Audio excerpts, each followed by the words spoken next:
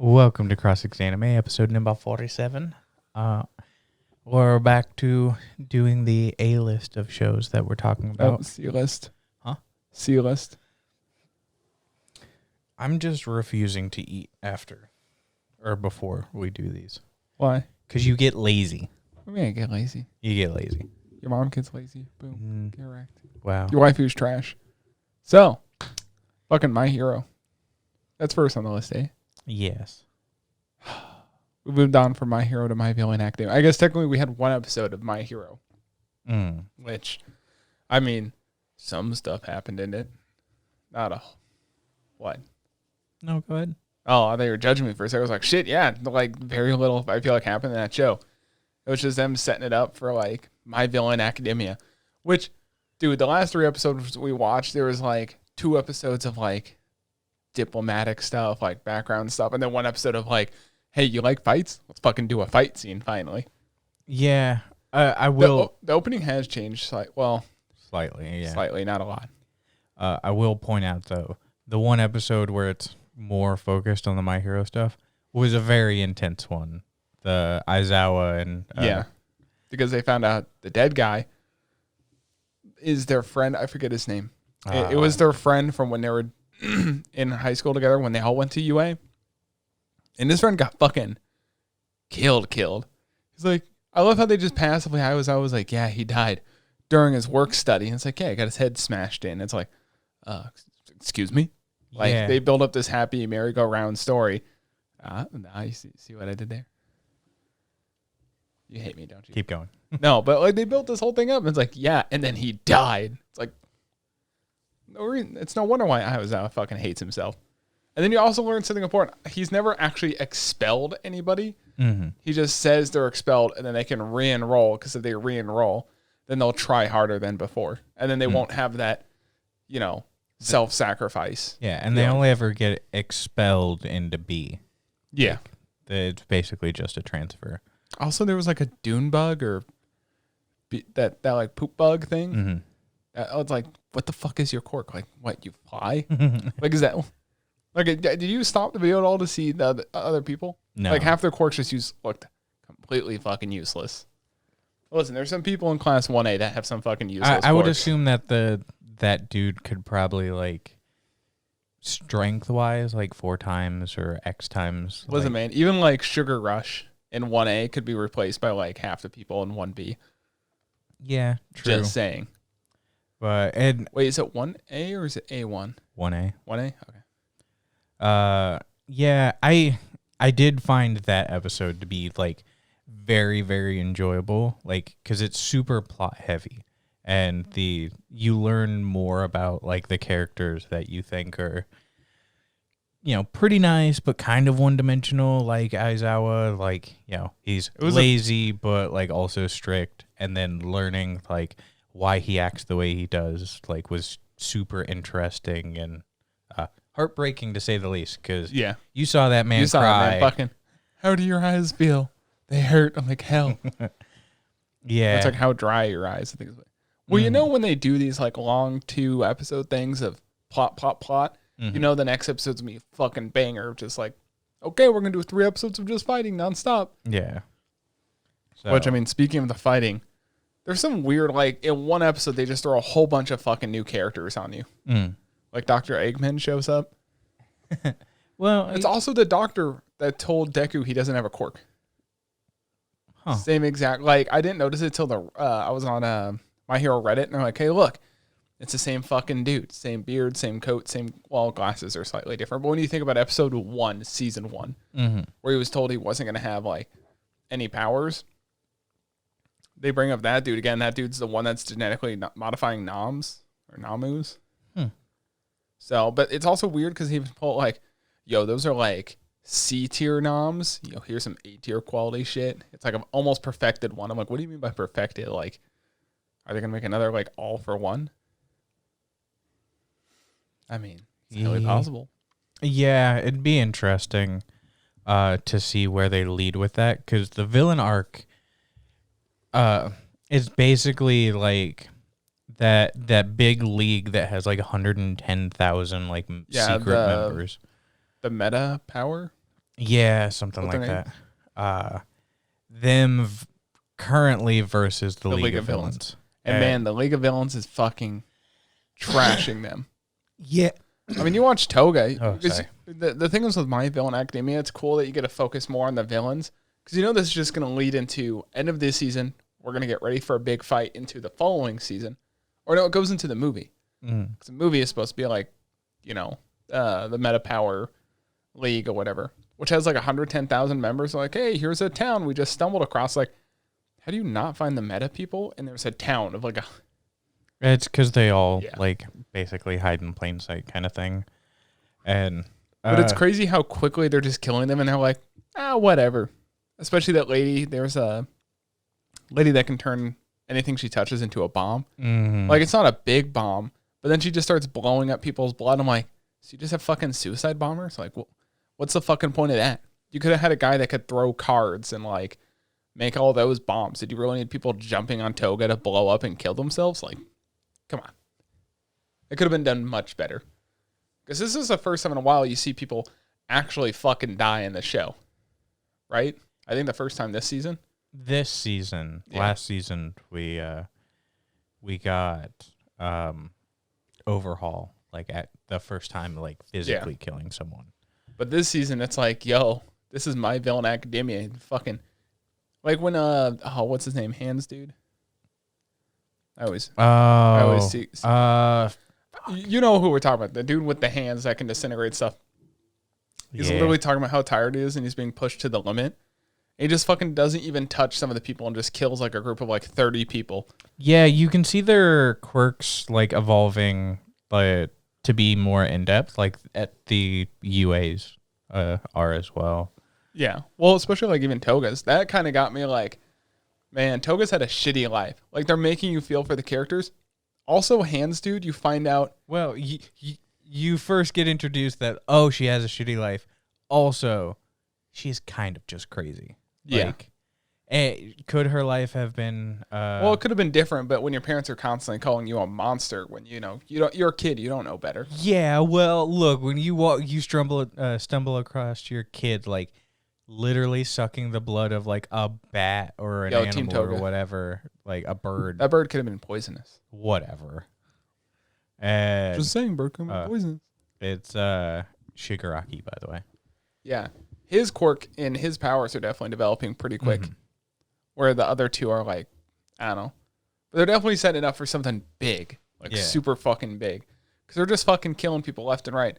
Minus Toga's in a lot of trouble, though, because, man, she got blown up from the inside. Well, I mean... she can suck blood, and then they said, I set off an explosion inside of you. It's like, She is alive, though. Like, she's alive. Well, no, you know that she survives this. Do we?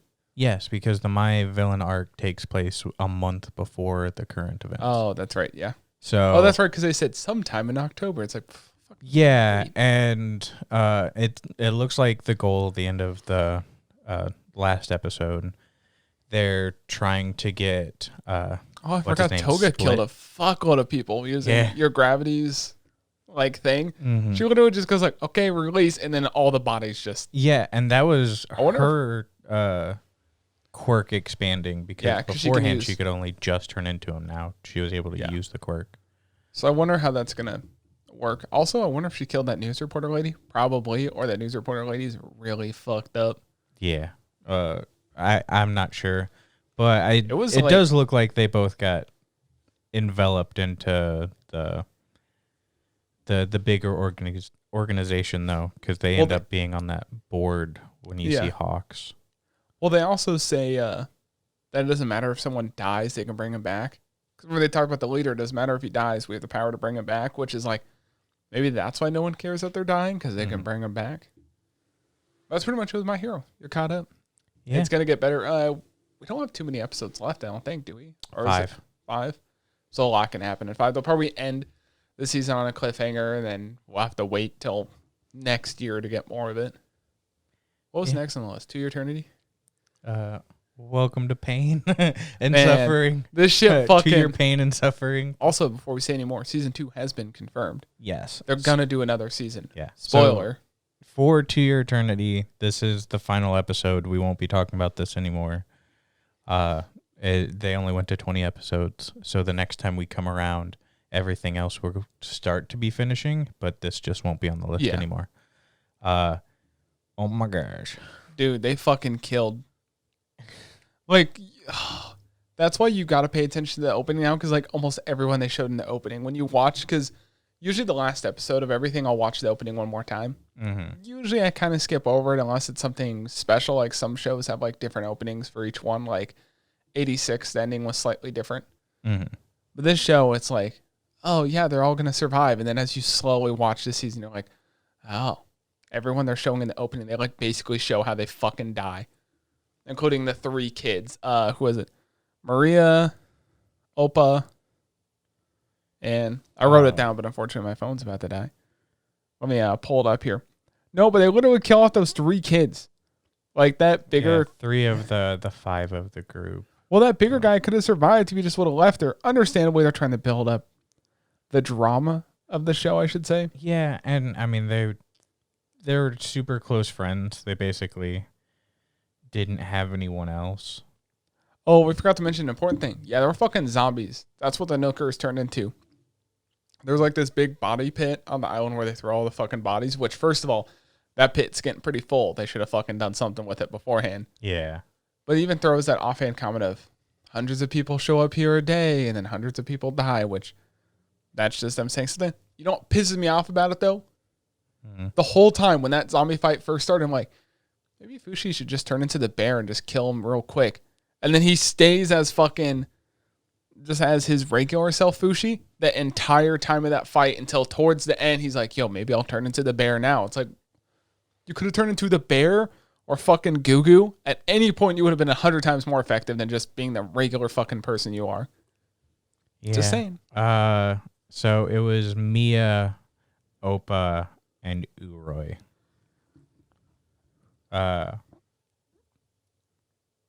Oppa dying was actually the like more surprising one because she was like the youngest out of the group and she was the first to like die, and the way that she had died was like surprising. Yeah, because basically Nooker just grabbed her leg and then just fucking put itself like stabbed her in the leg and then took over. Yeah, which was it had established that they were taking over dead bodies, not that they were also going to inhabit a living body. Yeah, and that's when it kind of set the tone of like anybody that gets hit by it. Mm-hmm. But what's even sadder is as soon as they kill Oppa, Mia literally comes over to help Oppa and then sets down her staff, and then Oppa being taken over by a Nooker is like, stab. Just fucking get stabbed by your own weapon. Which is the first time you see her without the chair. I mean, she should have had the chair. You can't get stabbed by a fucking chair. Hayasee's crazy as ever throughout the entire thing, by the way. Dude, she is definitely like 100% like, yo, give me them babies. Yeah, because at one point she was talking with the knockers, and dude, she literally gets fucking grabbed. It goes in her arm. It's this big fucking bulge that's like this big. And she just plays it off like, yo, I'm stronger than you. She's literally just flexing. And it's like, oh, maybe we can make a deal. And then she rips it off. Like, imagine ripping this whole chunk of your skin, like the top part of your arm skin, clean off. That's what she fucking did. And then she played it off like it was nothing. That's a fucking beef I got with her character. She just can walk everything off.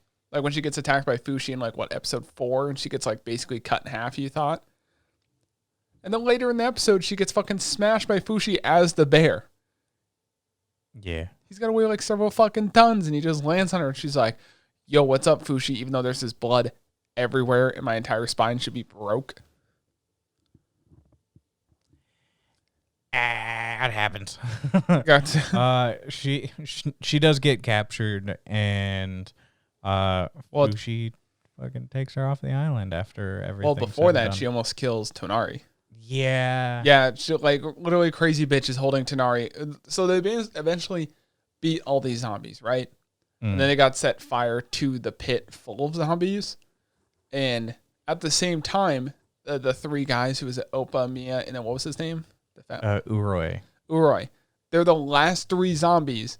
And the fucking black cloak dude is like, yo, there's 3 left. And then he has a mental break of, them walking over, which does build up the emotions to this of these 3 people that you really didn't feel emotion with. Like, Mia's was a lot rougher than Oppa's because you only see a little bit of Oppa. At least Mia had some more dialogue. Yeah. Because then you get the emotions of big guy. Uray. I'm not going to remember that. Sorry. Because he feels for her, and then you're like, oh, man, this really sucks because he must really like her. Then he cuts off his own fucking arm to try and save her. Yeah, he was kind of badass for that. Yeah, And, he was real fucking badass. He had a clean fucking cut. And then you watch all of them dead as zombies coming. So Fushi's not only got to kill the fucking zombies, he's got to kill Crazy Bitch to save Tonari. And Tonari, total badass move, was like, nah, fuck it. I'm taking both of us with us. And then Fushi just out of nowhere saves both of them. That's when he turns into Goo, which seems to be the best form out of him. Yeah. Currently, it's just kind of one of those, like, you get why, because the Man in Black made that big stink of, like, oh, why are you going to, like, stay? Like, it's just going to be dangerous. And then plot-wise, it's like, it's because Goo becomes big and strong. Yeah. God damn it. So, well, I guess technically the last episode is just, the last episode's super emotional, too, because he just left the island. Mm-hmm. Where you have an emotional break of losing 3 people, and then Tonari does live. And so does the other kid, the one that doesn't really talk. I don't remember Sander. And the owl lives too. Yes. You don't see the owl after he helps. He literally maybe Fushi just flies back. Fushi leave. No, Tonari said go with Fushi, guide him on this adventure. It's like that owl flew across that entire ocean. Listen, so like in between the 2 episodes, it's basically like Fushi takes Crazy Bitch on a boat. ISE. I'm just gonna say Crazy Bitch.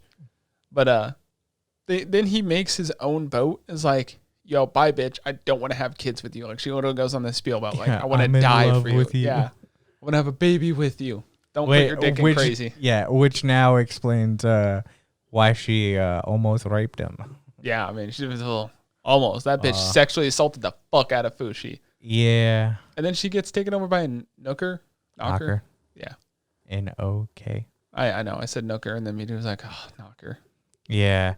It's the one that she like threw. Yeah. And I was like, oh, they're not going to like do probably like a symbiotic thing where she's going to have some semblance of a conscience, and like that's just how it's going to be. Yeah. And it's like, I mean, maybe. It would make the most sense. She has a very strong will and like knows way more than them. Yeah. So, but the saddest part, so episode 1 was super sad.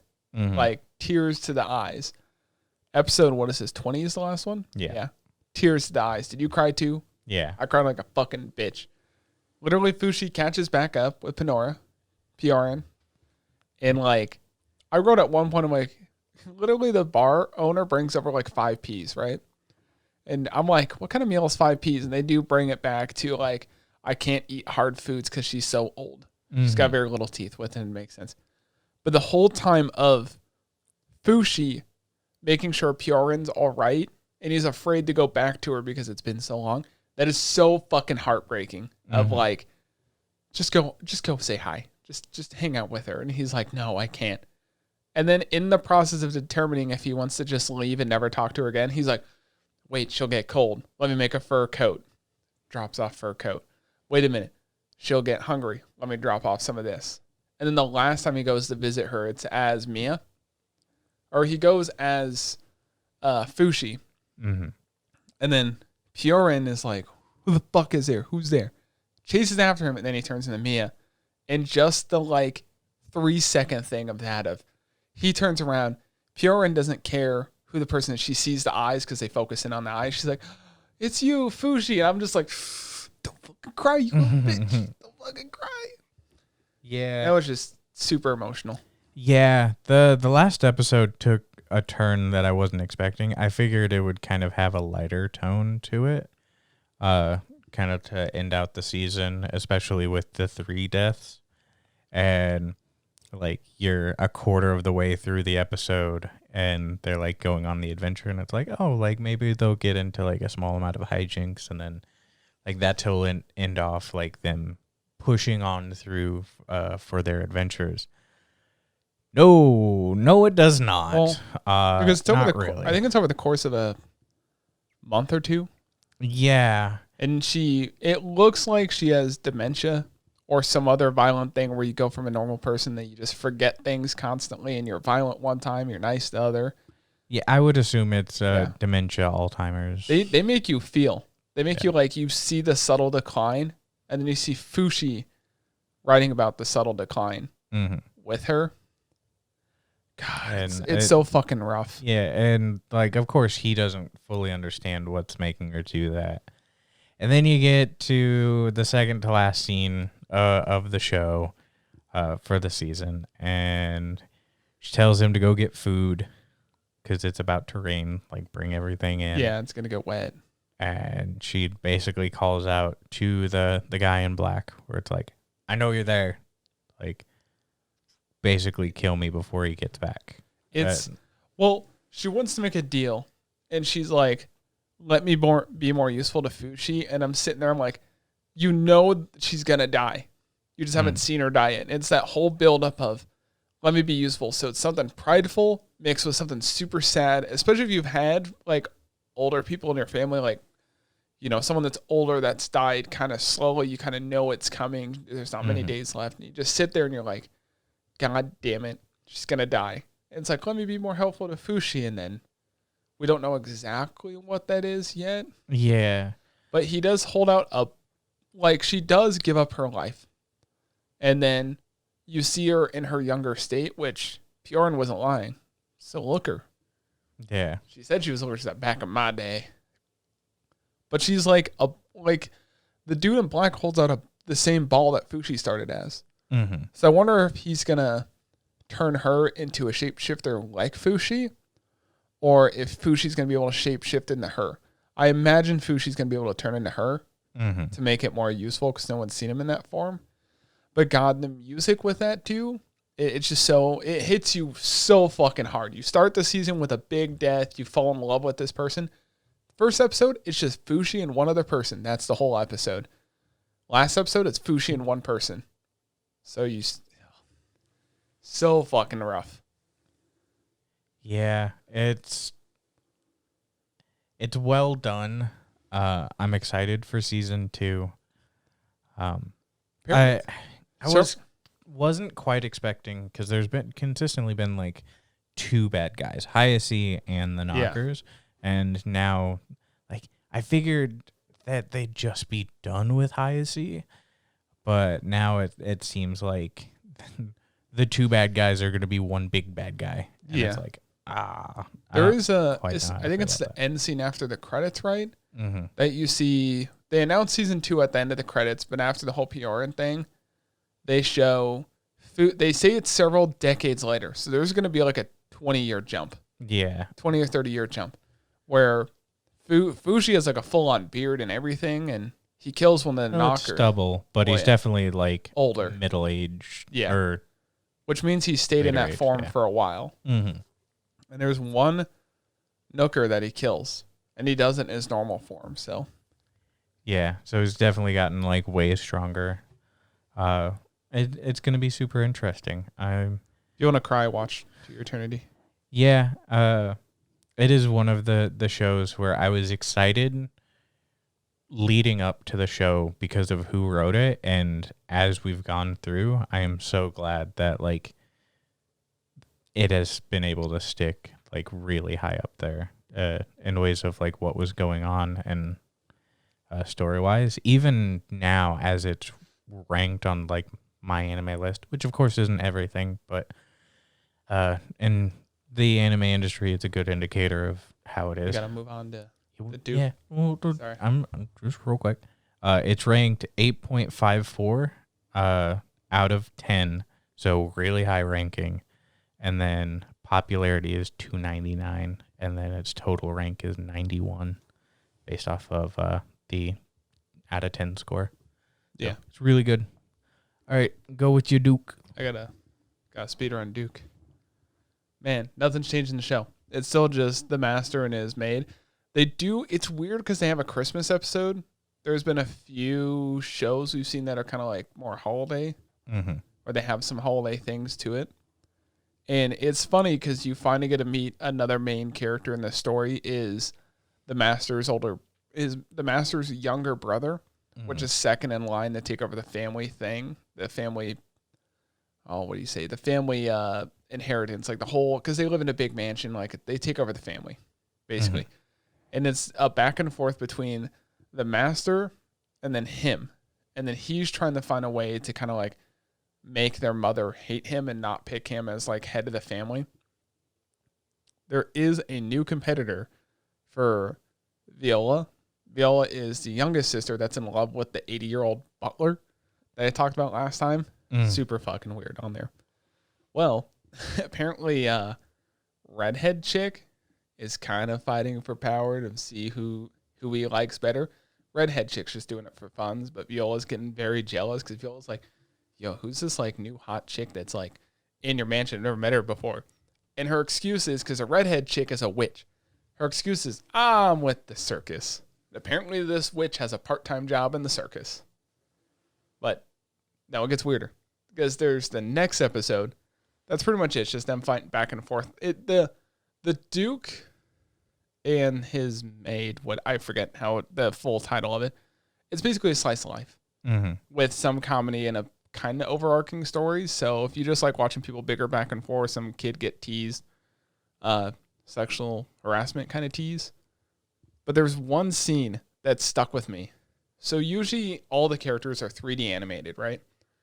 But like everything else is done up very, very well. Like when they do the flashback scenes, because it's a style choice. So the characters are 3D animated. But when they do the flashback as kids, they're actually like 2D. Yeah, 2D animated.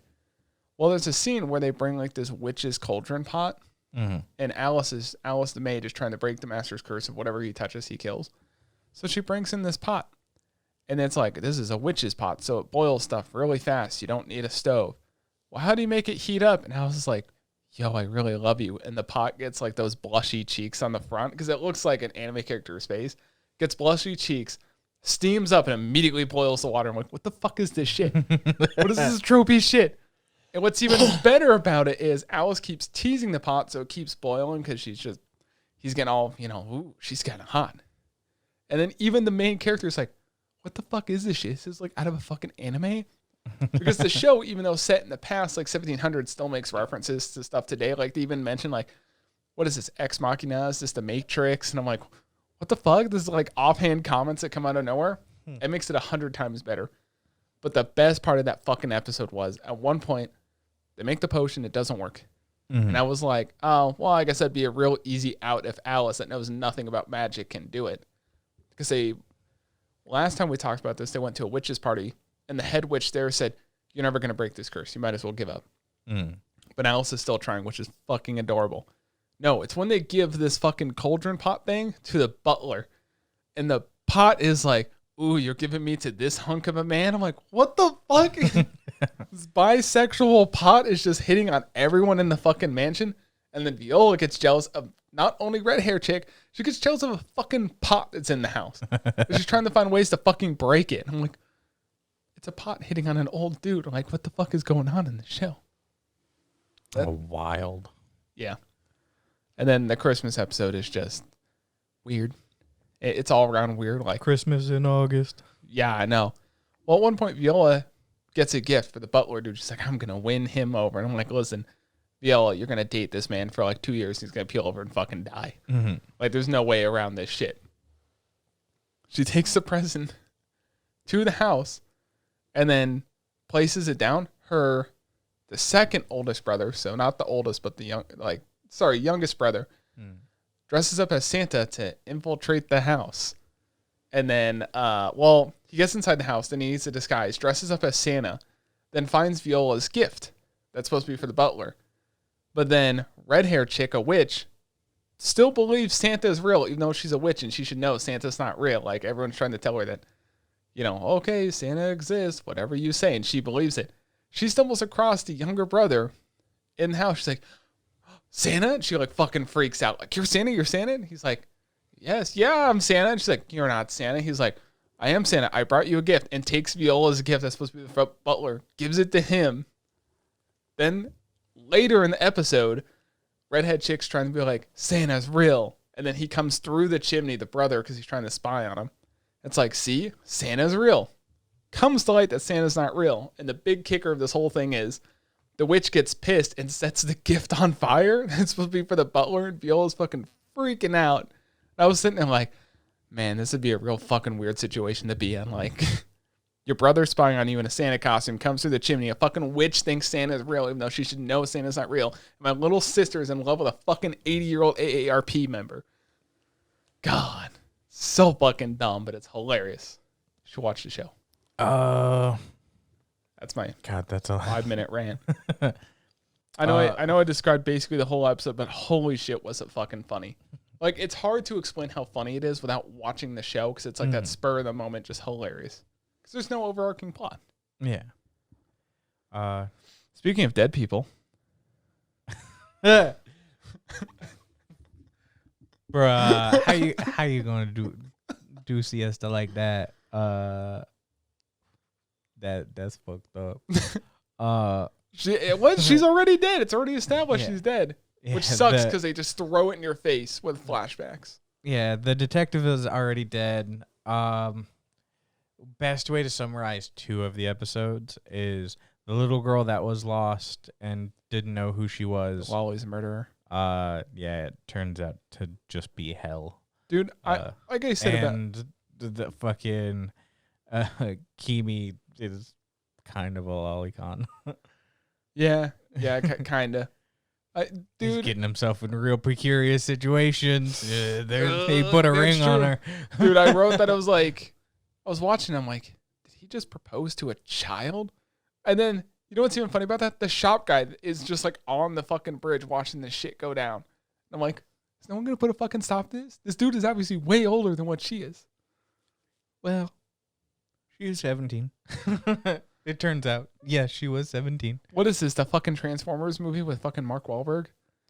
It's okay if she's just... Well, no, because neither of them are good. Yeah, that's true. Like I said about the show has so much potential. And it's like, make a slightly better plot. Like, Jesus Christ. Like, it's like Pretty Boy Detective. You have so much potential and you're fucking throwing it away right now. Yeah, and they... Yo, Kimi should have fucked Siesta. He had such a good chance. But he didn't because he doesn't take advantage of drunk woman. They did sleep together. You don't quite know what happened. She Dude, leaned in for something. That's true. It faded to black, so you have no idea. He still had all of his clothes on, but like that doesn't mean he could have got dressed. Yeah, who knows? Listen, I wrote who knows what happened. She had a ridiculously large syringe, though. Dude, where the fuck? Like, literally, she wakes up the next morning after being drunk and, like, sleeping in the bed, and they might have kissed. They probably did kiss. We don't know because it faded to black.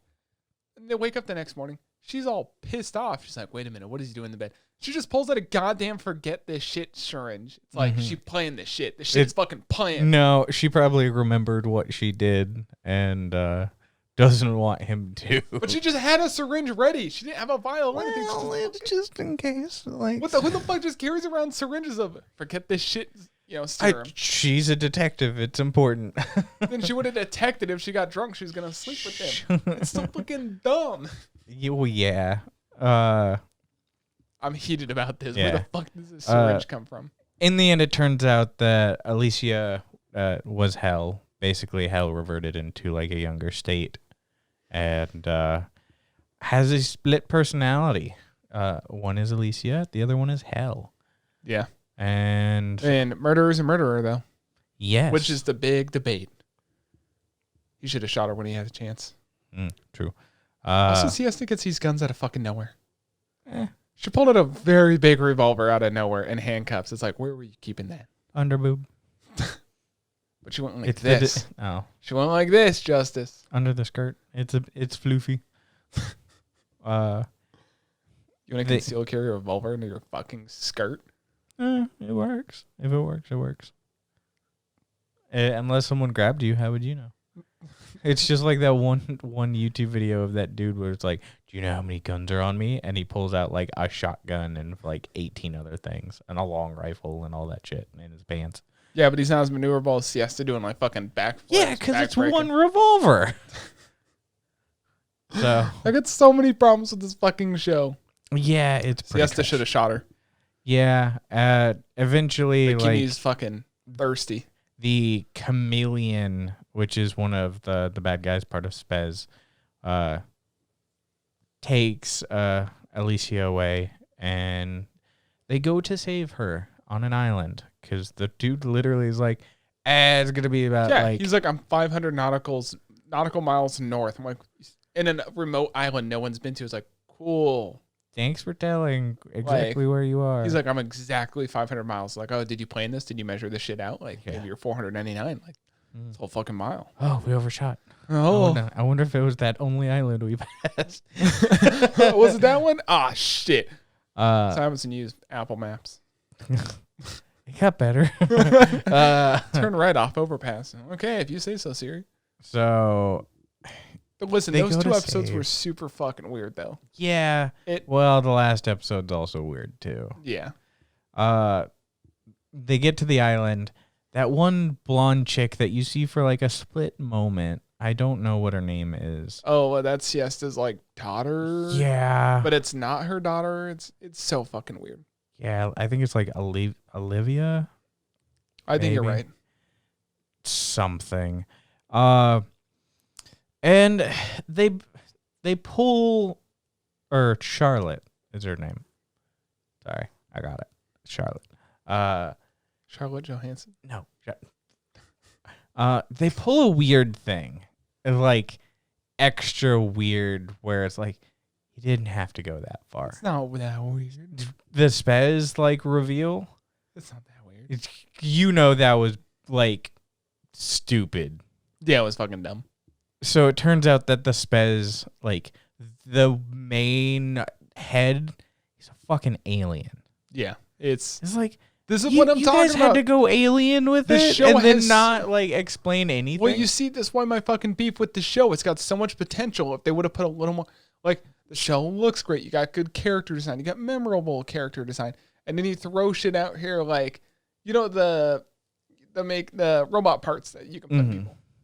Just have like an evil company, like, hey, we make all these parts and we're going to use it to make combat robots or something. But no, it's like, here's. Yeah, like make the Spez like a company that like was actively developing stuff for like the military to make like Umbrella super Corp soldiers and fucking. It's so cheap. Yeah, the alien thing was out of nowhere because there was no pre-information about it. Yeah. Like, yes, some of the like arm stuff or whatever kind of looks alien, but if like, you're gonna make a twist, whatever, make a good twist. Yeah, and like M. Night Shyamalan twist, not a whatever the fuck we want to do twist. Well, it depends on which M. Night Shyamalan movie. Well, I guess that's true. I can't think of another big twist. Yeah, and how. Kimi goes and saves because there's a big explosion. Siesta and Charlotte's literally left to like deal with two of the most powerful people. She makes it out with a machine gun. Like she literally just makes it out. This is the problem with the show. Even when when Siesta reflects that knife with like whatever, it's like, come on, dude. Like it's like they didn't know how to resolve the fight, so they're just like, here's a. Maybe the light novel is better. Maybe not. Yeah, I don't know. So Hell and Siesta get into a fight again because there was the big monster last time. Turns out the fucker's still alive. He shows up for a moment and Hell kills him because he got out, which was kind of surprising. And then Siesta dies. Just dies. Ta-da! Yeah. Dead. Yeah, and it's no emotional like impact. Doesn't really this is build the difference up super between well. An A-tier show like To Your Eternity, where you build up the death. You got to get the emotions right. You just can't be like, here's sad music, someone dies, boom. You got to like build it up. Dude, not only did they have the audacity to be like, oh, she got attacked and she's dead. Hell is over there like, this heart's bad. I need a new one, and immediately like takes it, and it's like, what is happening right now? Yeah. And the be better. Yeah, or and don't. At this point, that also reveals one important thing, right? So it's already established in the earlier episodes that Nagisa, the girl that has siesta heart, Yeah, that's just hell. It Yeah. has to be. So or hell died and then someone else got the heart now.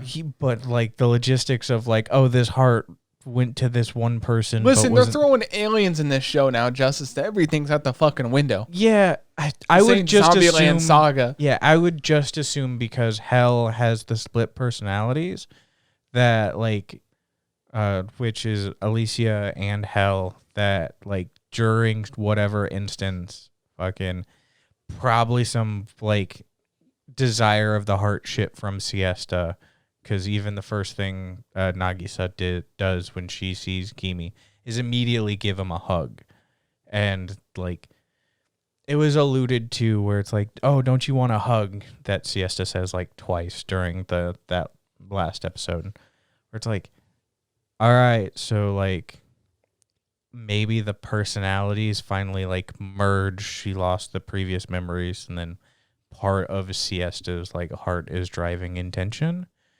And it's like, yo, if that's the case, that's a weird like grasping at straws like shit. So it's so strange. It's probably one of the weakest shows.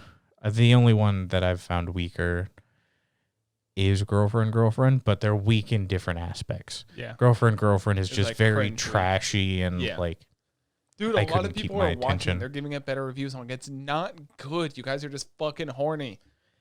yep. Learn the difference. Yeah. It's not good. You're horny. Boom. T-shirt. Yeah.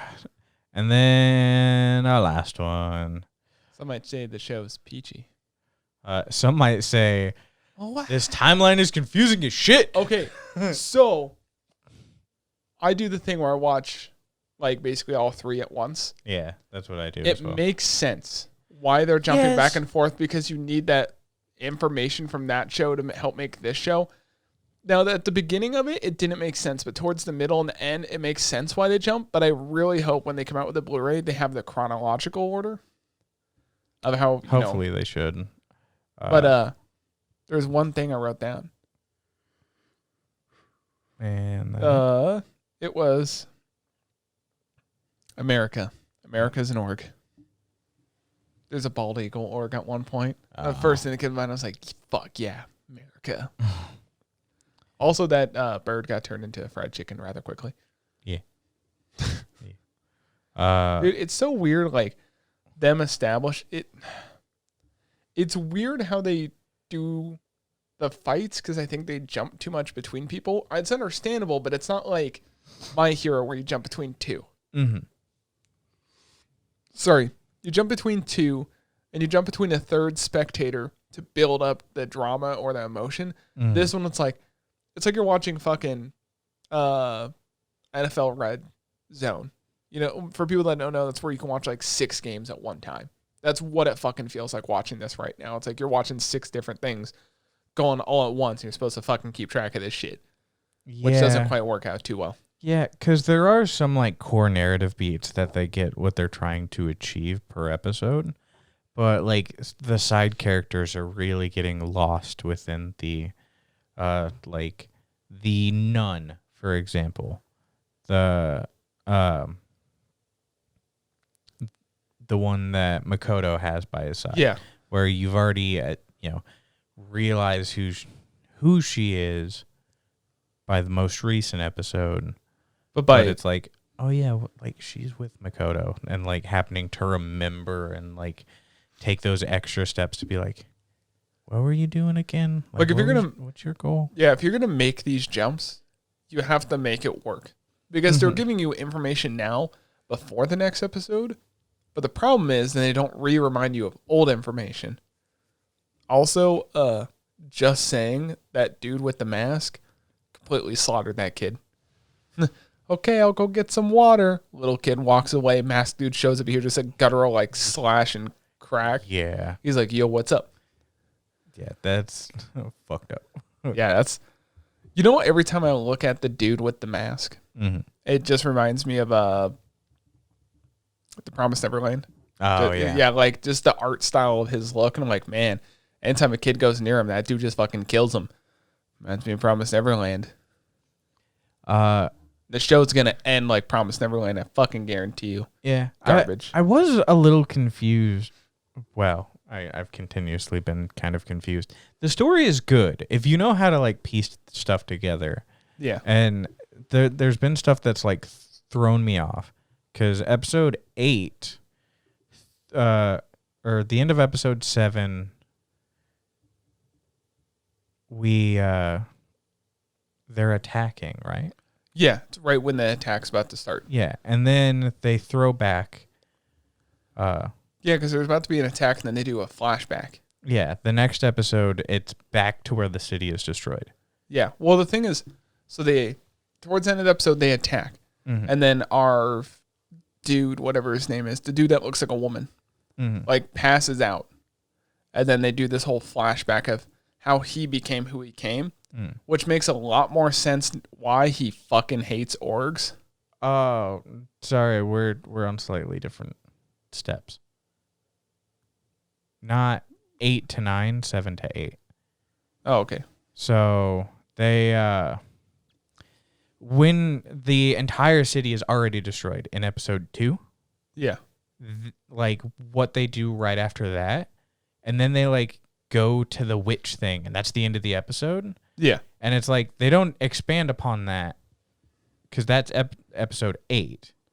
7, they're all attacking the city, and then it's like, oh, so they're gonna like introduce like the witch or whatever and like do that, and then it's like, nope, that's just Makoto's backstory now, and it's like, yeah, wait, like you guys are like stopping at weird crucial points where like this witch saved Hawthorne's life, and it's like you built up to right where we meet her, and then you know that she like saves his life, but you don't know the interaction between them, and that's why it's like there's some stuff that makes sense, but there's a lot of it that doesn't make sense. I wasn't expecting Makoto's backstory in episode 9. That was what threw me off, where they like talk about like when he's a kid. You know what makes me mad about this whole fight in the city is how they make it seem insignificant.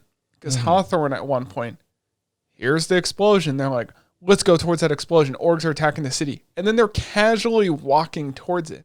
Like, run. Dude, like, who just casually walks towards the fight? Same thing with Carrot and, what is their rabbit's name? Frau.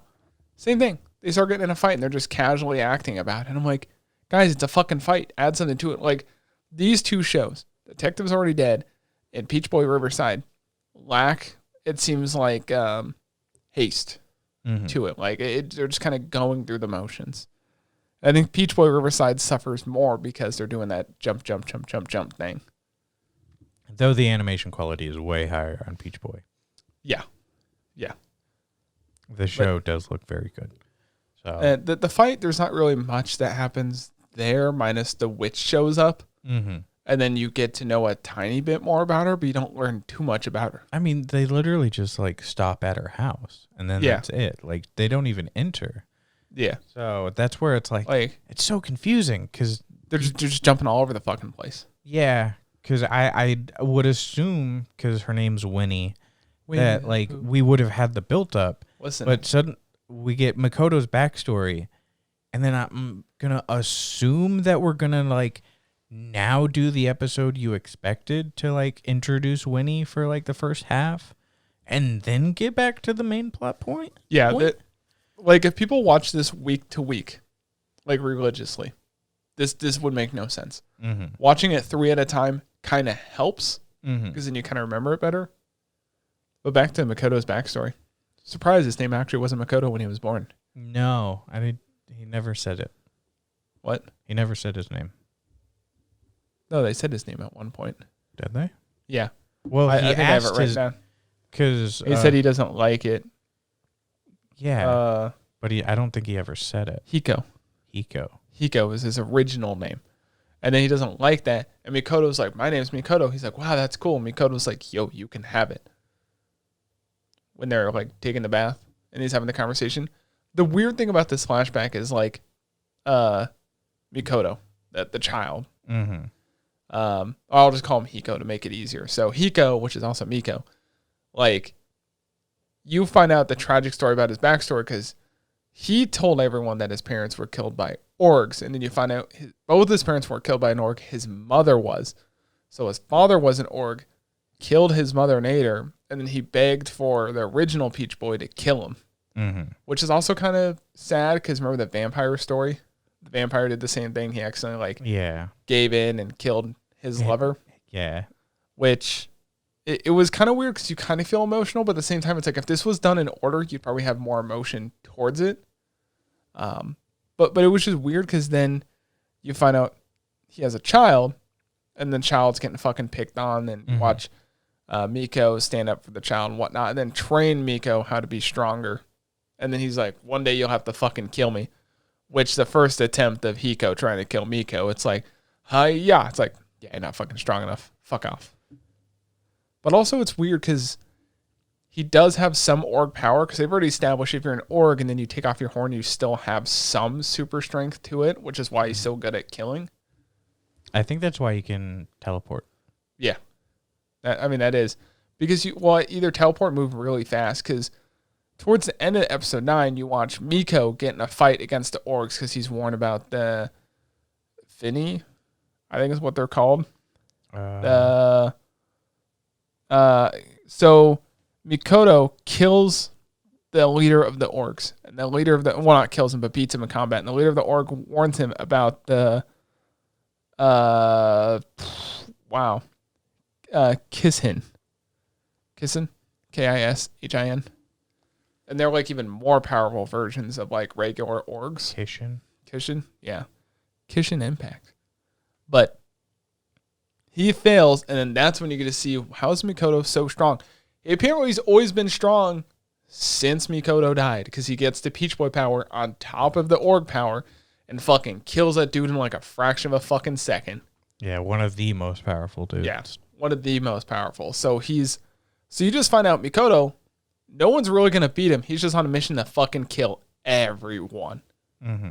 Which is kind of cool, but at the same time, it's like, you get to see both sides now of like the orgs feel like they're trying to be wiped out, so they're wiping the humans out, and then humans feel like they're being trying to wipe out. And that's why I got some more Promised Neverland kind of background vibes, because it's the same thing. They're just trying to wipe each other out, and then one party suffers more than the other. Mm-hmm. Not exactly like Promised Neverland. I'm just saying there's some vibes of it. That's pretty much it. Like I said, this show could be 10 times better, 5 times better if they would have done it in order, I feel like. Maybe some reverse stories, but it seems like every other one, they're going back and forth, back, forth, back, forth. It's like also, a weekly watcher would fucking hate this. Yeah. Also, I'm looking at what you wrote. I have it up. In episode 7, there's a guard that you meet that's like, looks like a fucking child. Barrett. That's right. That's an off.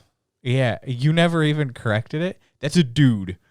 Oh, is it? Yeah, they established that was a where chick. Like, yeah, it's like, what is up with them making dudes look like chicks? Yeah, I don't know. Like, especially that one, super small frame, extremely. They even did the feminine. Armor like yeah. And like, I was that's like, a dude. Oh, that's a man. Yeah. Ooh. I didn't find that out in bed later.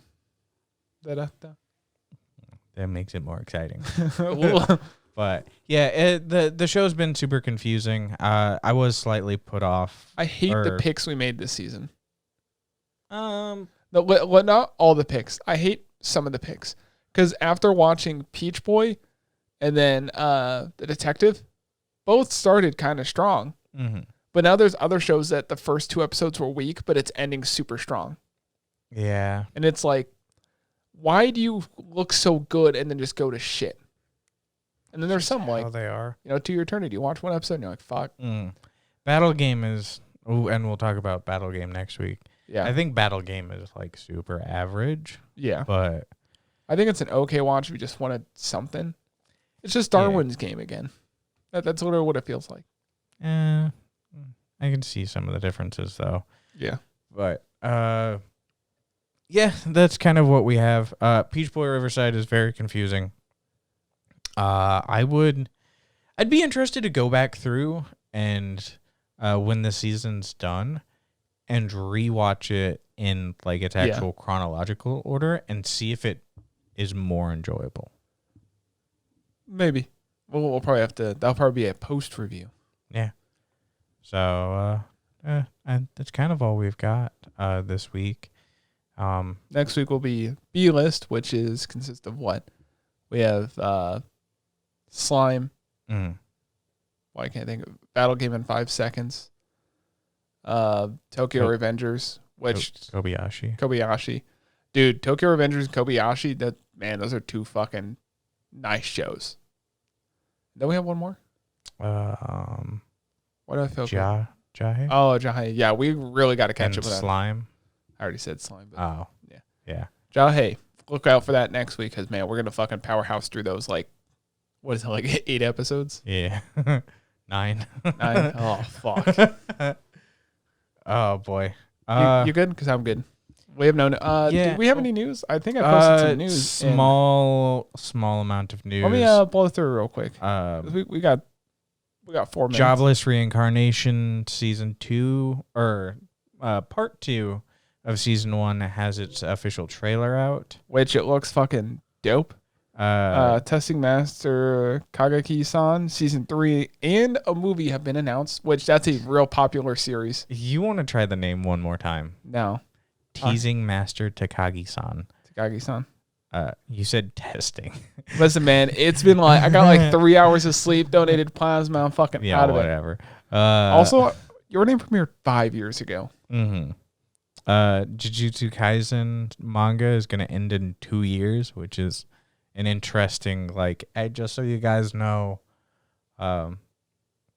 there's one show next season that we need to watch. Yeah. Horror comedy Miruko-chan.